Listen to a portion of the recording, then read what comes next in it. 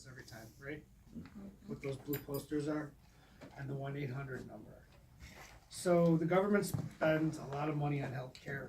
They want to make sure every facility is doing the right thing with the money, because waste and abuse happens pretty regularly. So we want every facility to have an outside corporate compliance office, and I work for the law firm that does this facility. So I'm an RN. I'm not a lawyer, but maybe someday. After reading all these things all the time, I feel like. So we have a hotline number. So if something's just not sitting right with you, let's say, for example, you see some abuse going on in the facility and you brought it to the attention of your superiors and nothing's really getting done, or you're afraid to go to Courtney for whatever reason, you can call the 1-800 number on the CCG posters. They're blue.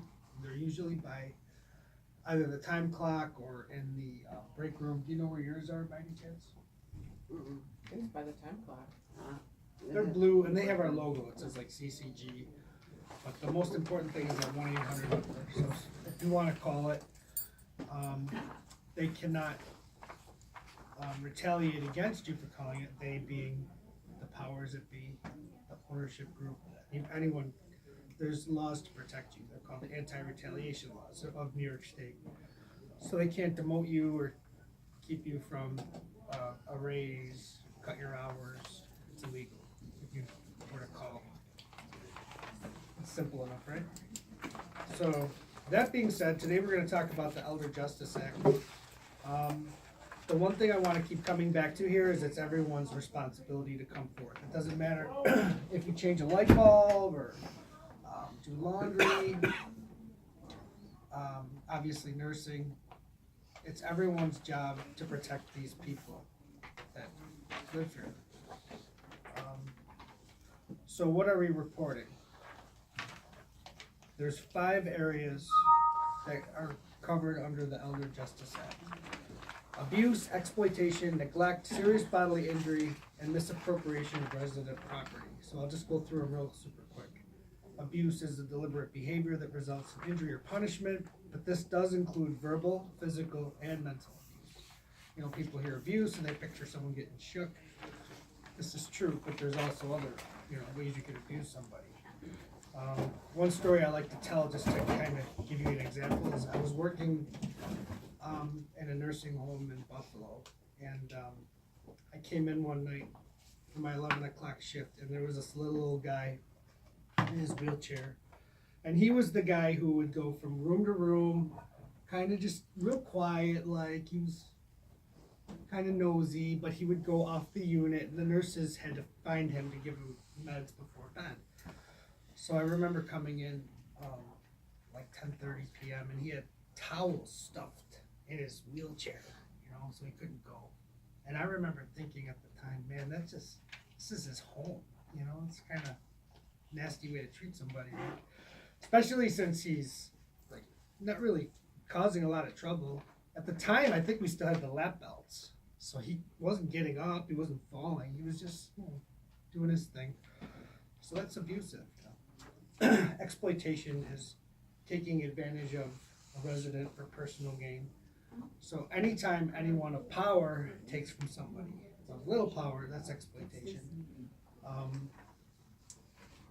A good description of that in a facility like this would be if PT or OT were documenting hours that weren't being rendered, like services being rendered. Let's say Mr. Jones is constantly in bed. He's in bed all the time, but they go in his room, they move his arm a couple times and charge his insurance for 2 hours worth of PT. That's exploitation. Neglect. Neglect is obviously a big one, because anytime you hear these words from a nurse, well, that's not my patient, or I'm going on break, you could wait to go to the bathroom. This is neglectful behavior. You see it all the time. It's the failure to provide goods and services necessary to maintain the health and safety of a resident. So, when someone's really got to go to the bathroom, what's the first thing they're going to do? They're going to try to get up by themselves, right? So we got to keep all this in mind.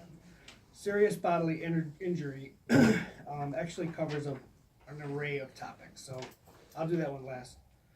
Misappropriation of resident property. So that's basically theft. We've all heard of things going missing. You know, residents sometimes have nice things brought by their family and that. One story I like to tell about this, I was training at the Erie County home, and one of the CNAs was being walked out. So my teacher said, you know, what's going on there? They said, oh, you're not going to believe this. When she bent over to get something off the floor, her underwear came up. And you know how we like label people's underwears and things? She had the resident's name right on her underwear. Oh, I've seen coworkers with residents. Yeah, you know the socks thing. That's another. I told this story at a facility, a different facility, and they said, "Oh, I can top that." They were in court because there was theft going on. So they brought in the LPN, and they're all before the judge. And the administrator said, "Excuse me, Your Honor, I just want to point out that they're wearing resident socks right now. They're labeled." My So, goodness. that's inappropriate time to wear somebody else's clothes, right? So, people do it. We wouldn't have to talk about it if they didn't do it, right? The last one is serious bodily injury. This covers a few areas. Extreme physical pain, substantial risk of death, anything that requires medical intervention such as surgery, hospitalization, or physical rehab, and then criminal sexual abuse. So we'll just hit these real quick. Extreme physical pain. It doesn't matter what you do here. If you're walking in someone's room, you can tell when they're faking. I mean, maybe not always, but if someone's like writhing in pain, you know, you need to report that to someone if you see it. And if the nurse's response is, I gave him everything he could have, he's all set. You know, clearly they're not all set sometimes. You can see the difference. So we need to be mindful to take it to the next level, of course, right? We're taking care of real people here. People, you know, how do you put this? People take care of animals today better than they do people sometimes. You see it all the time. Substantial risk of death. I have a story real quick if you guys don't mind. This kind of goes with neglect, but this happened at a facility in Buffalo. I was overnight supervisor, and the CNA told the LPN who came and got me and said, you got to see this room.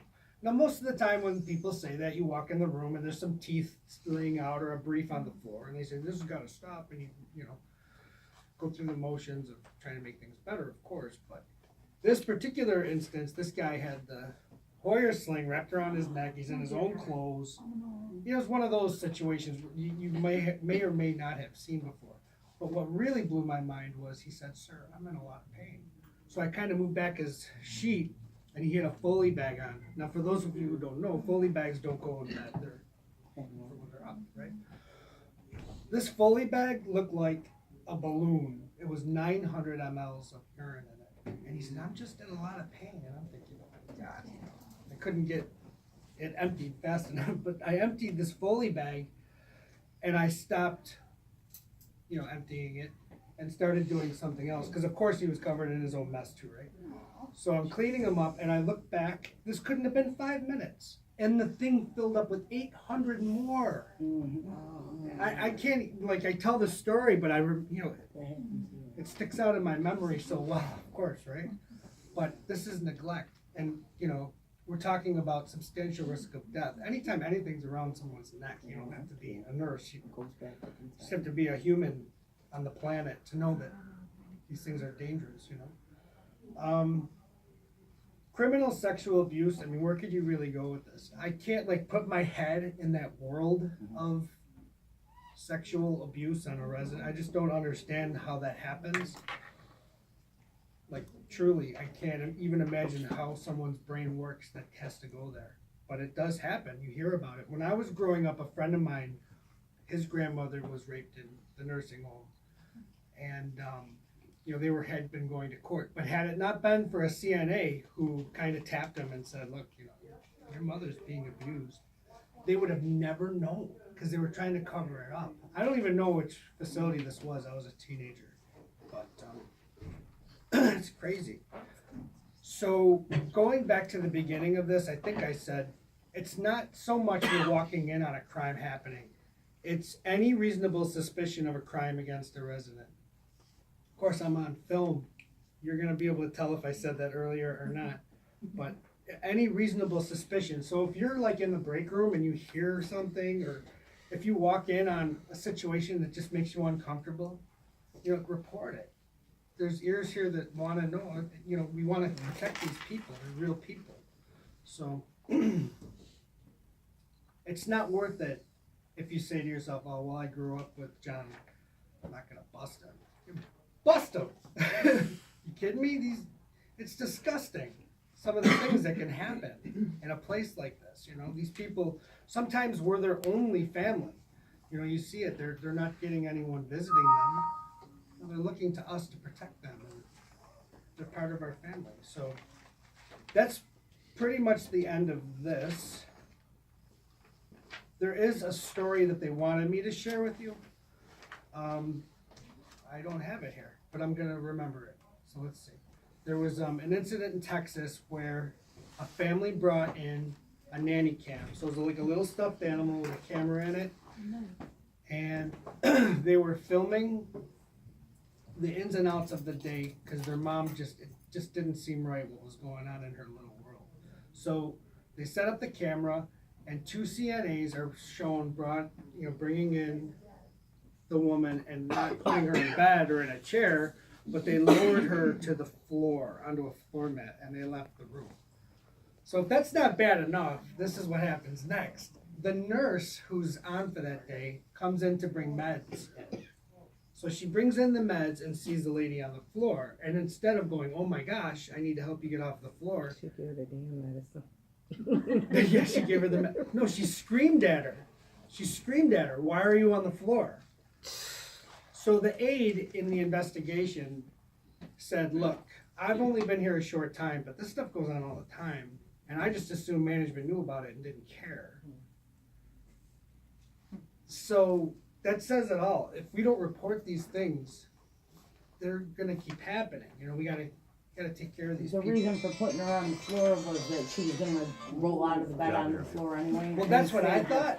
Yeah, But then that's what somebody I'm saying. told me this. That's honestly what I thought. Yeah, That makes sense. sometimes they'd be care planned, this woman falls, so Yeah, that's put her not, on the that's floor, absolutely she not falls acceptable. on the floor. We gotta be better than that. Yeah, that's I'd say. sad.